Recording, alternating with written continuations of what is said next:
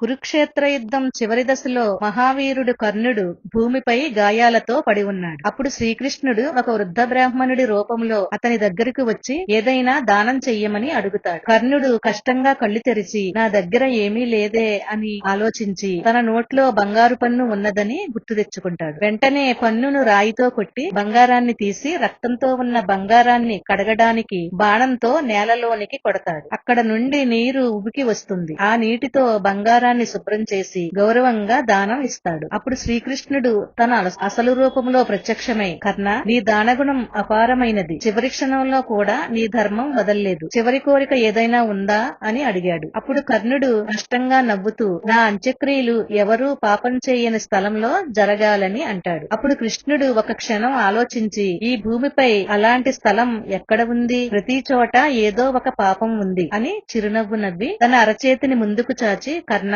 నా చేతి మీద ఎలాంటి పాపం లేదు, ఇది పవిత్రమైనది అని అంటాడు. ఆ క్షణం ఎంతో పవిత్రంగా మారింది. కర్ణుడు చివరిసారి కృష్ణుడిని చూసి ప్రభు, మీలాంటి దైవం నాకు తోడుగా ఉండటం నా అదృష్టం అని చెప్పి తన ప్రాణం విడిచాడు. కృష్ణుడు నిశ్శబ్దంగా అతన్ని ఆశీర్వదించి తన అరచేతిలో కర్ణుడి అంత్యక్రియలు నిర్వహించాడు.